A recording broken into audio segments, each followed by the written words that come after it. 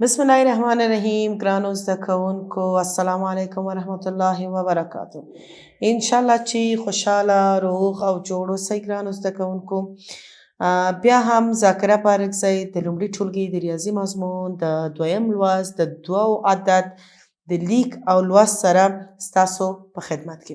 ګرانو زده کوونکو، انشاءالله چې تاسو خپلې تیر شوي زده کړې ټولې سره یادې کړي او کمې کورنۍ دندې چې وي، زه پوهېږم چې هغه به حتما تاسو ویلي، خو بیا هم د یو یادونې دپاره تاسو ته دغه زما نصیحت دی چې تاسو باید په دې پوه شئ چې څومره تاسو ولیکئ او دې رخصتیانو نه ښه ګټه واخلئ، نو تاسو چې کله په خیر سره خپلو ښوونځو ته ځئ په هیڅ کې به ستونزه نه لرئ. ګرانو زده کوونکو، په تیره زده کړه کې موږ د دوو عدد په حروفو، په لیکلو، په حساب باندې ډېر ښه وپېژانده. انشاءالله چې تاسو به هم یاد کړي، لکه موږ ډېر مختلفو شیانو باندې وښودل چې د ټولو نه یې اسانه طریقه د لوبیا چیو حساب و چې ما تاسو ته بوتل در وښوده.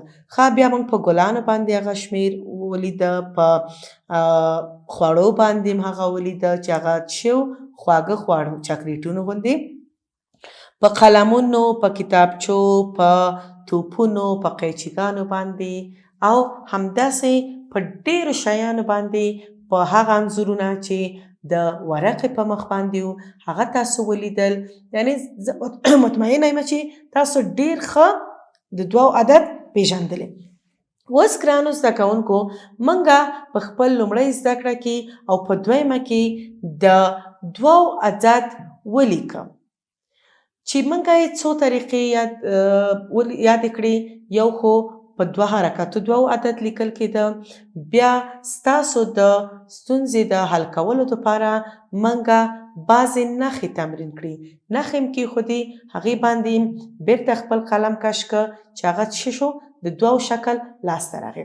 خو ګرانو زده کوونکو، تاسو که په یاد د یو عدد موږ په څو طریقو لیکلی، لکه په ډېرو نښو او په کمو نښو باندې موږ د هغې طریقه یاده کړه.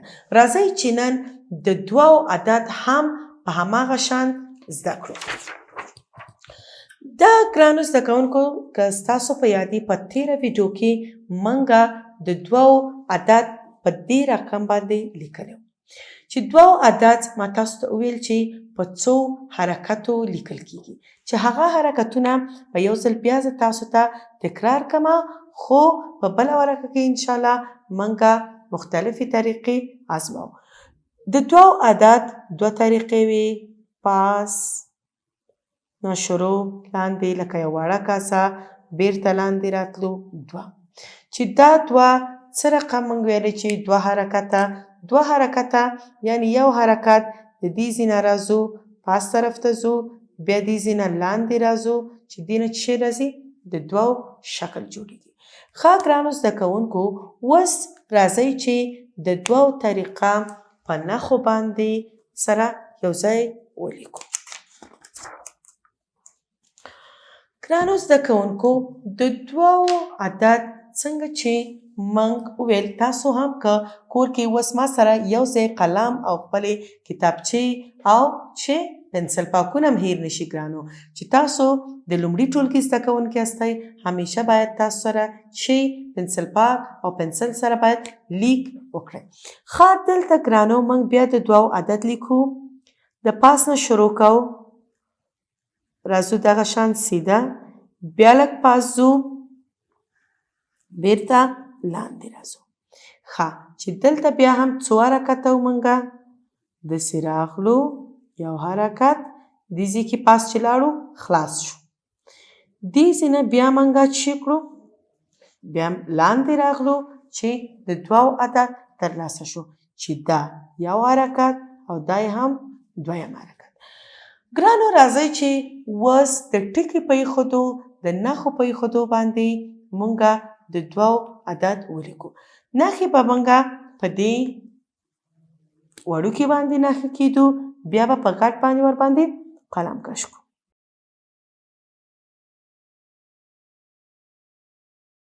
په دې ډول آفرین. ځکه په لومړي کې هیڅوک نشي کولی چې کم هغه شکل یا کم هغه عادت چې غواړي هغه ولیکي. یعنی ټولو ته سخت دی. که تاسو په دغسې د ټکي په ایښودو باندې شروع کوئ نو انشاءالله بیا خپله ډېر په اسانه باندې لیکلی شئ. دغه رقم خپلو پنسلونو سره ټکي کېږدئ. نښې یعنی نښې باید داسې چې کم شکل چې تاسو غواړئ د هماغې په شان تاسو نښې کېږدئ.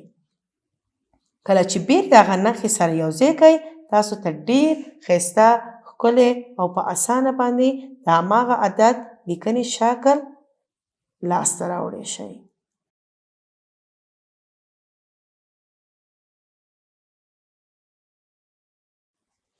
ښه دا دغه شانو. اوس راځئ چې خپل قلم راواخلو او په دې نښو باندې خط وباسو. دا نښې چې کله یو ځای کړو نو څه جوړ شو؟ 2.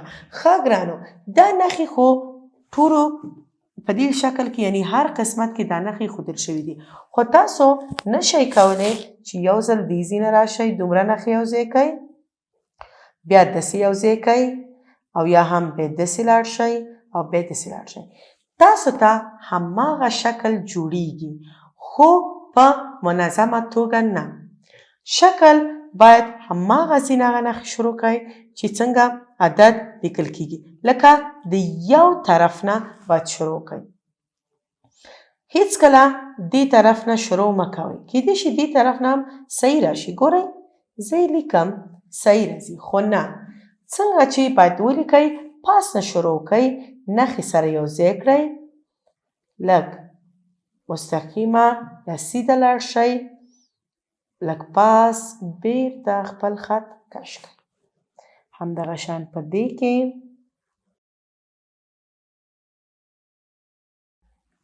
آفرین همدغه شان په دې کې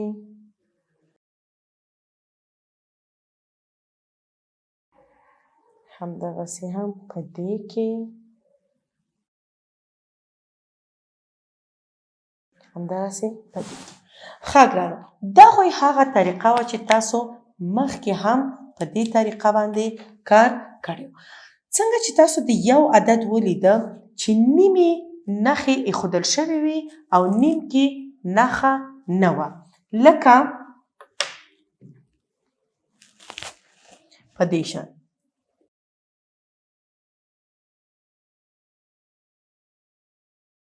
ښه دلته نښه وه او د اخره کې یو ټکی و. دلته هم بیا که موږ همدغسې جوړ کړو دلته یو ټکی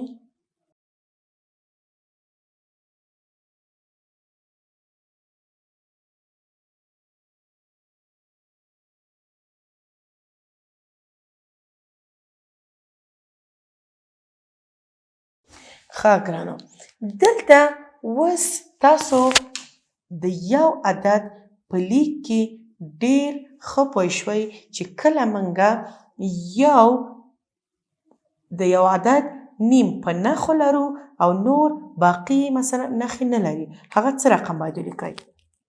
چېرته چې نښې دي هغه په اسانه توګه تاسو کولی شئ چې یو ځای کړئ.